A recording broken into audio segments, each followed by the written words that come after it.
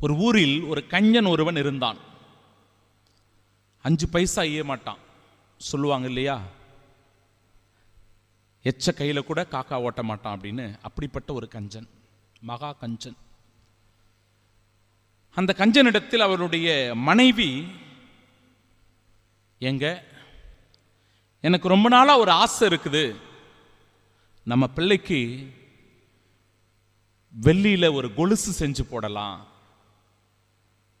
அதனால ஒரு கொலுசு செஞ்சீங்கன்னா ரொம்ப நல்லா இருக்கும் அப்படின்னு தன்னுடைய கணவனிடத்தில் சொல்லுகிறான்.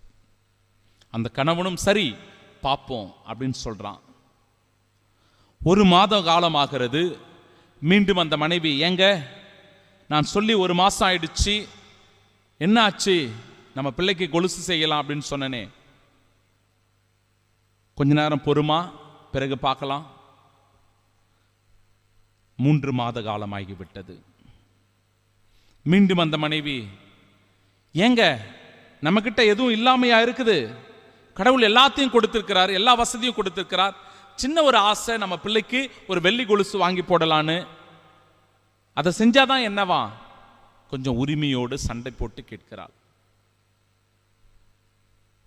இருமா அப்புறம் பார்ப்போம் அப்படின்னு சொல்லி உதாசீனப்படுத்தி விட்டு போய்விடுகிறான். காலங்கள் கடந்து போகிறது.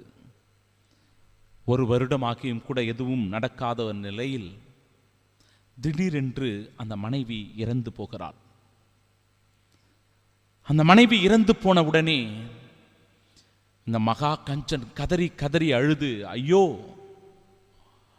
நான் இழந்து விட்டேனே, என் மனைவியின் ஆசையை நிறைவேற்ற முடியாமல் நான் இப்படிப்பட்ட ஒரு பாவ செயலை செய்து விட்டேனே, இப்பொழுது அழுது என்ன பிரயோஜனம், நான் அதை அப்பொழுதே செய்திருக்க வேண்டும், இப்படி கருமையாக வாழ்ந்து விட்டேனே என்று சொல்லி அழுது புலம்பினானா. அன்பு சகோதர சகோதரிகளே, எது எந்த நேரத்தில் செய்யப்பட வேண்டுமோ அந்த நேரத்தில் அது செய்யப்பட வேண்டும். தயக்கம் காட்டக்கூடாது.